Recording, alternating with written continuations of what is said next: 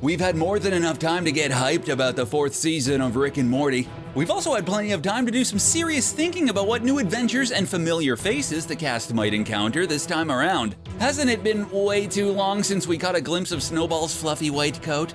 And what about Phoenixperson, who flew off in the beginning of Season 3? We love crazy fan theories as much as the next person, but today, we're going to talk about some ideas that actually seem like they could be true.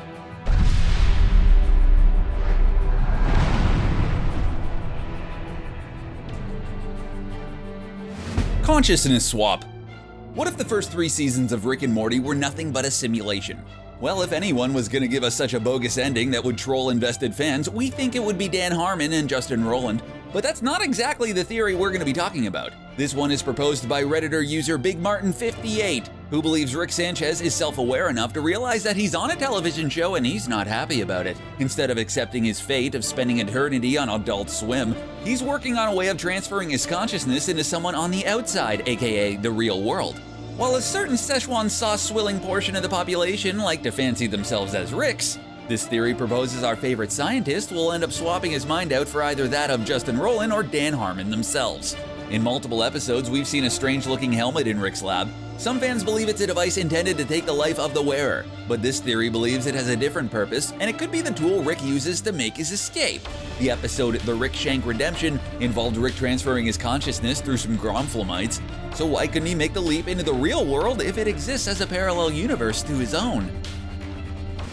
Return of Snowball. If you've ever wished your precious pet could talk, the episode Lawnmower Dog probably inspired you to be careful of what you wish for. When Jerry laments the family dog's lack of intelligence, Rick provides him with a device to enhance Snuffles. We mean Snowball's intelligence.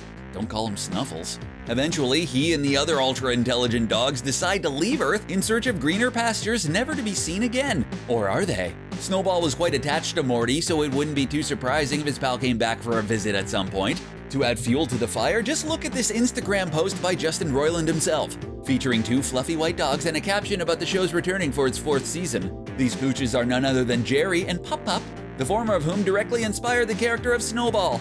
And prior to Season 3, Roiland was asked which stories or plotlines he wanted to revisit, and out of all the various loose ends in Rick and Morty universe, he mentioned Snowball specifically. The real Beth. Rick has lived a pretty crazy life, and he's made his fair share of enemies during this time. Okay, maybe way more than his fair share. But could the next big baddie of Rick and Morty be the member of his own family? In the ABCs of Beth, we learn that Beth created an imaginary world called Fruipyland as a child to cope with her father's disappearance. Or at least that's what she thought until Rick revealed he had created the world for her to play in. At the end of the episode, Rick offers to make a clone of Beth to take her place at home with her family while she goes off and had fun adventures of her own. Whether Beth takes him up on this offer is left ambiguous, but it's entirely possible she took him up on the offer. Reddit user Frigorifico points out that if one Rick created Fruipy World for Beth and made her this offer, then it's likely it happened to other Beths in other realities. There could be way more Beths out there than we thought, and it's possible they could become organized at some point. Could there even be a Council of Beths to rival the Council of Ricks? Could Beth turn against her own father, or perhaps just the Council of Ricks as a whole? Christmas present. Usually television shows are pretty cyclical and easy to predict, and then there's Rick and Morty. The creators don't bother getting bogged down with little things like premiere dates, and fans have learned not to question the methods of their madness. When Season 2 ended on October 4th, 2015, there was a post-credit scene involving everyone's favorite character, Mr. Poopy Butthole. He ended the show by saying, "Tune in to Rick and Morty Season 3 in like a year and a half or longer." This could have been a throwaway line, but it turns out it was rather prophetic. The Season 3 premiered on April 1st, 2017, almost exactly a year and a half later. After the Season 3 finale, Mr. Poopy Butthole said, "See you for Season 4 in like a really long time. I might even have a big white Santa Claus beard." Considering that Mr. Poopy Butthole's last finale follow-up statement turned out to be true, could this also be a hint? Is it possible we'll at least get some new Rick and Morty content around Christmas time? Will color me excited. Phoenixperson. The great Russian playwright Anton Chekhov was famous for his dramatic principle commonly referred to as Chekhov's gun. This states that each element in a story could be relevant, and if there's a rifle in the first chapter, it should be fired by the second or third. Anyone who watches Rick and Morty knows there are a ton of little details here and there that fans love pointing out, like Mr. Poopy Butthole giving us a big hint about when Season 3 was going to start. So with that in mind, let's talk about Phoenixperson. Birdperson was one of Rick's best friends and one of the few people in any universe who seemed to know him very well.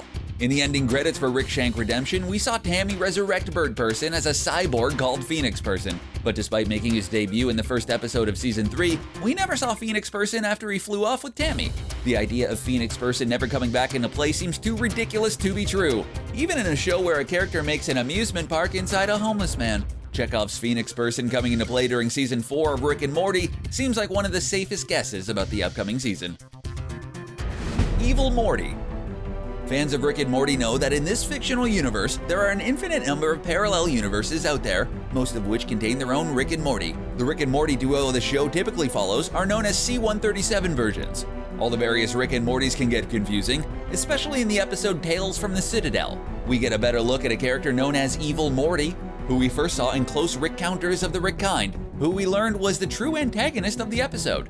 A Rick and Morty fan with the username Lyragon pointed out a seeming inconsistency on the show. We were told that Rick disappeared for 20 years prior to the beginning of the show, yet in Birdperson's house there's a picture of Rick holding a baby Morty. But since Morty is 14 years old, how is that possible? Is it possible that the Morty we're familiar with isn't Rick C-137's original Morty? Could it actually be Evil Morty who became evil after being abandoned by his Rick? If that's the case, it would certainly explain why he wants to bring Rick down so badly.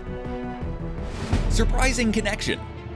If Rick C-137's original Morty isn't Evil Morty, then whose Morty is he? Rick C-137 has referred to himself as the Rickest Rick, so doesn't it stand to reason that there's a Mortiest Rick out there? Yeah, we're talking about Doofus Rick from Dimension J19 Zeta 7. Now in the episode, Close Rick Counters of the Rick Kind, Doofus Rick states that since he never had any children, he never had a Morty of his own. But is that true? After all, Morty managed to procreate with a robot in raising Gazorpazorb, so anything is possible. Plus, memory erasing technology exists in this universe. Some fans theorize that Doofus Rick is actually super smart and totally evil, but even if he has the best intentions, he could have simply been mistaken about not having children due to ignorance or malicious intervention from an outside party. If Evil Morty was Doofus's Rick's Morty, it would kind of make sense, seeing as though they're so ridiculously opposite in terms of personality. Evil Morty may have tampered with his memory and replaced him with the evil Rick we saw in Close Rick Counters of the Rick Kind. Ticket theory. This theory is an oldie but a goodie, and if you're well versed in Rick and Morty fan theories, you've probably at least heard of the ticket theory. In the episode Morty Night Run, Rick drops Jerry off at Jerrybury, a daycare for Jerrys. The clerk gives Jerry a ticket he can use to pick up his Jerry reading 5126.